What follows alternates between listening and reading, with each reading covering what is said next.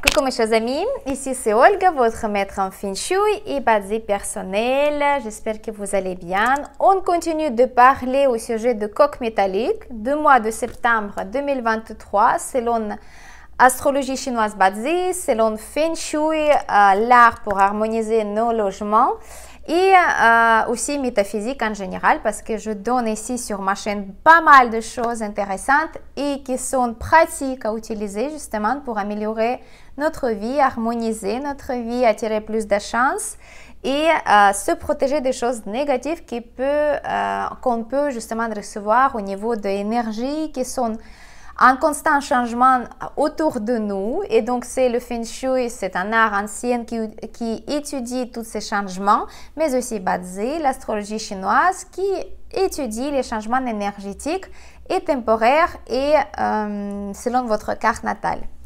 Donc aujourd'hui, qu'est-ce que je vous propose? Je vous propose de bien prendre votre stylo, crayon et un bout de papier et noter les dates non propices pour les éviter, pour justement organiser les affaires très importantes, pour justement éviter les complications par la suite. J'espère que c'est clair. En tous les cas, je vous donne toujours les dates non propices ou bien des fois propices pour justement programmer les affaires parce que c'est très important d'éviter les journées qui sont très chargées au niveau d'énergie, pas négatif mais non propice, pas harmonieuse, qui peut vous créer les obstacles à lieu de résoudre votre problème par exemple, ou de vous assister pour que vos affaires soient propices, ou bien quand vous envoyez les documents par exemple pour les avoir en temps, sans retard et avec un bon accord. Voilà mes chers amis, donc le calendrier solaire, calendrier Bazi Feng Shui, c'est un calendrier qu'on utilise pour justement programmer les choses en avance et je vous donne quelques dates avec la description détaillée et exacte pour quel genre d'affaires cette date elle ne convient pas. Si c'est pas ce genre d'affaires que vous programmez, vous pouvez utiliser les autres jours, il n'y a pas de problème parce que je reçois souvent les questions de votre part parce que voilà, vous dites les dates non propices, mais il y en a tellement donc on ne peut rien programmer. Non, parce que chaque date propice, il n'est pas propice pour certaines affaires, donc vraiment pour quelque chose de spécifique. Alors, on va commencer. Déjà, on va noter les choses en général. Par exemple, le 5 octobre et 7 octobre, donc c'est déjà à la fin du mois astrologique, ce sont des jours sans richesse. Sans richesse, c'est les journées qui ne sont pas conseillées pour tout ce qui est lié avec les finances, avec l'argent, avec voilà, les choses qui sont liées avec votre salaire, par exemple, avec votre revenu, etc., etc.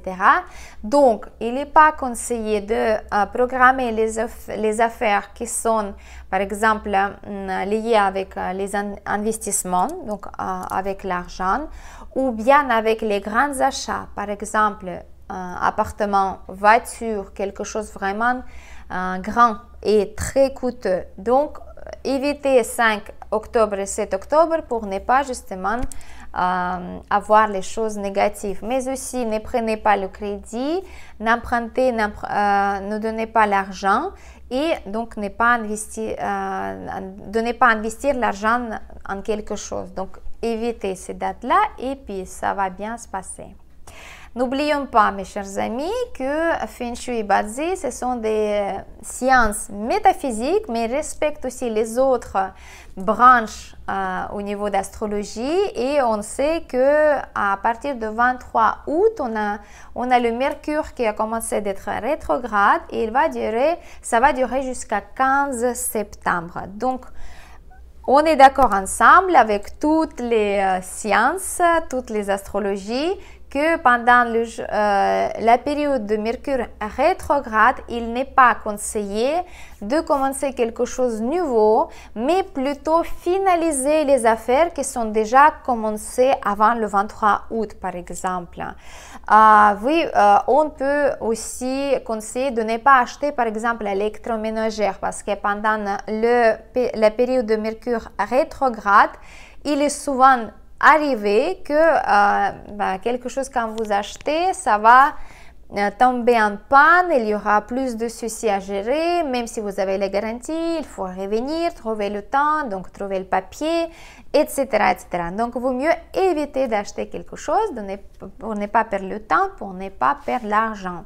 Et bien sûr, ne pas acheter des voitures, de ne pas acheter les appartements avec les maisons, de ne pas investir, c'est mieux, et de ne pas offrir une affaire, un commerce ou quelque chose qui est lié avec votre entreprise, business et puis votre source de revenus. Donc là, c'est bien. Déjà, on a commencé bien. Maintenant, on va noter la date de 18 septembre et le 30 septembre. Et ces 2 jours qui sont non propices pour n'importe quelles affaires importantes et pour avoir les discussions ou la conversation importante avec nos proches, par exemple avec notre femme, mari, mère, père, etc., etc. Parce que pendant ces 12 jours-là, le fond émotionnel il est très élevé et on peut justement commettre les erreurs. Donc, juste pour ça, il faut éviter justement de commencer une affaire, de prendre les décisions importantes ou bien rentrer dans les discussions très importantes ou bien prendre les décisions importantes, comme j'ai dit. On va continuer avec les dates de 11 septembre, 17 septembre, 23 septembre, 29 septembre et le 5 octobre.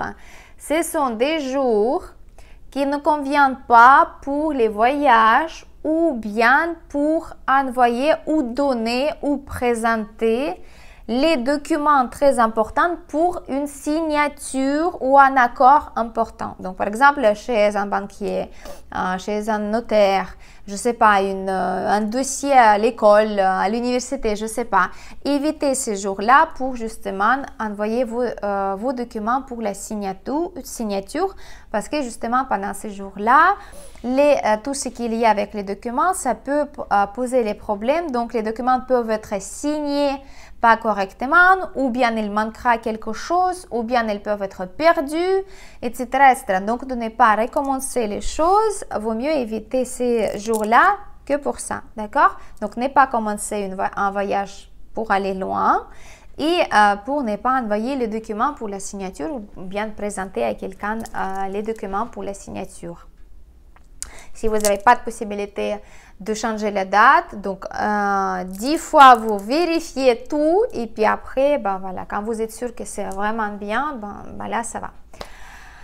Alors, on va continuer avec la date de 12 septembre, 24 septembre et le 6 octobre. Ce sont des journées qui ne conviennent pas pour les rendez-vous romantiques ou bien visite chez le médecin ou bien aller faire, je sais pas, une intervention chirurgicale, aller chez le médecin, par exemple, enlever les boutons les grandes beautés, tout ça, ça ne va pas. Donc, évitez de prendre rendez-vous chez le médecin ou bien programmer les rendez-vous romantiques le 12, le 24 septembre et le 6 octobre. Et ça va bien passer. Les autres jours, ça convient très bien. Je continue avec les dates de 13 septembre, 25 septembre et 7 octobre, pardon, 13 septembre, 25 septembre et le 7 octobre.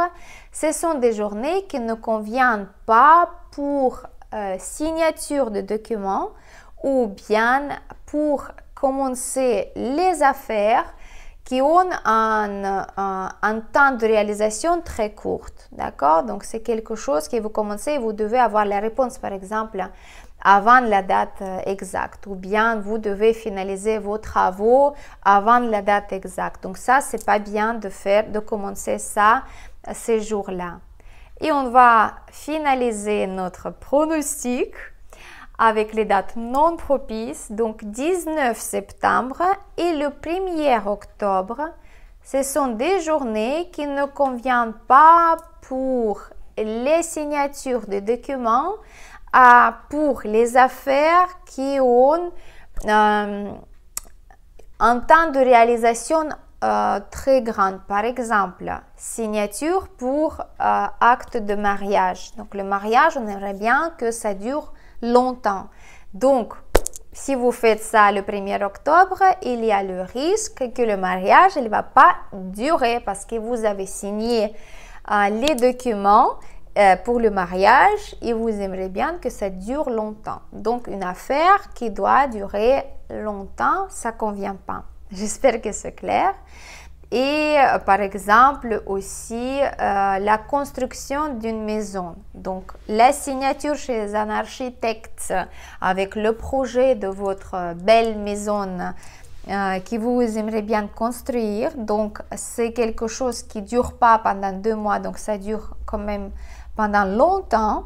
Et vous signez chez un architecte je ne sais pas, permis de construire le projet de votre maison. Donc, il y a le risque que ça va vous donner les complications. Donc, il vaut mieux éviter de le faire le 19 septembre et le 1er octobre. Voilà, mes chers amis, j'espère que voilà, c'était clair. Les autres dates sont neutres ou propices, donc vous pouvez programmer vos affaires, n'importe les affaires. Moi, je vous dis souvent que vaut mieux de bien faire le calcul personnalisé. Ça veut dire on va prendre en considération votre carte natale, vos énergies personnelles, ça veut dire votre maître de jour, votre année de naissance, etc., etc. Et aussi, on va prendre en considération l'énergie générale de la journée. Par exemple, est-ce que c'est le jour de la démolition? Est-ce que c'est la journée de succès? Est-ce que c'est la journée de l'équilibre? Quels sont des animaux qui se présentent dans cette journée-là? Est-ce que vous avez le conflit avec ces animaux? Est-ce que vous avez une combinaison avec l'élément de la journée? Est-ce que c'est propice pour vous comme combinaison, etc., etc., etc. Il y a beaucoup de nuances dans le calcul des dates, dans le calcul des énergies journalières et comment ces énergies ils peuvent vous influencer, vous. Il y a des autres, bien sûr, astuces et conseils qu'on peut utiliser pour bien mettre la chance de notre côté, même si c'est une journée la journée de démolition. Mais si on connaît que voilà, pendant cette journée-là, il y a un élément de l'eau qui va faire une combinaison avec le feu, il va donner telle combinaison de triangle qui va être propice pour nous, ou bien ça va être un triangle du métallique entre coq, buffle, serpent, donc les 3 animaux. Et si vous êtes né à l'année de cochon, et le serpent c'est le jour de votre conflit, mais vous avez quand même le serpent qui va rentrer dans votre carte et il va faire le triangle du métal, et selon votre structure de votre carte, le métal c'est un élément qui est propice pour vous, ça va être bien pour vous. Donc malgré le fait que c'est un conflit, ça va vous donner les opportunités. Donc il y a plein de nuances, il y a plein de choses intéressantes selon Bazi, selon Feng Shui. Et quand on est maître en Bazi, on regarde en globalité. Donc bien sûr, je reçois beaucoup de questions de votre part. Mais pourquoi cette journée et les démolitions, vu que ça, l'énergie est propice, etc. Parce qu'il y a différentes choses qui vont composer l'image globale. Mais nous, on va se focaliser sur les choses positives. Je vous conseille de le faire ça, comme moi. Quand on voit la carte journalière, comme je donne par exemple les pronostics chaque jour sur mon compte Instagram, où vous pouvez regarder les énergies symboliques, les tendances énergétiques générales, vous pouvez quand même regarder quelque chose dans la journée qui est bien.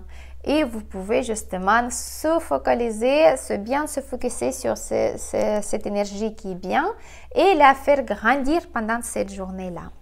Voilà mes chers amis, mais si toutefois vous avez besoin de calculer une date propice pour une signature, un déménagement, un mariage, achat très important, ouverture de votre affaire, boutique, commerce par exemple,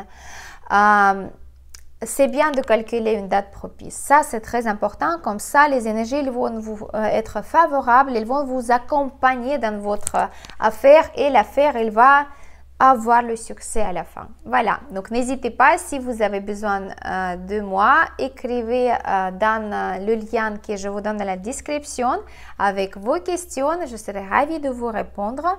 N'oubliez pas de bien partager en bas de cette vidéo qu'est-ce que vous en pensez de toutes les énergies qui vous entourent, les journées, les dates propices, non propices. Est-ce que vous utilisez déjà ces informations-là? Et comment vous sentez vraiment pour vraiment utiliser ces informations, comment vous voyez que votre vie est plus en harmonie ou bien vous ne sentez pas la différence, etc., etc. Ce sera très intéressant. En tous les cas, je vous souhaite de réussir toutes vos affaires, d'avoir le succès, d'avoir la satisfaction, la joie, le bonheur dans votre vie. Et je vous dis dans la prochaine vidéo, on se voit dans les prochaines vidéos avec plus d'astuces, plus d'informations selon Feng Shui, selon Bazi. C'était votre maître en Feng Shui, Olga Lakivan, maître en Bazi, Olga Lakivan. Merci beaucoup et à bientôt.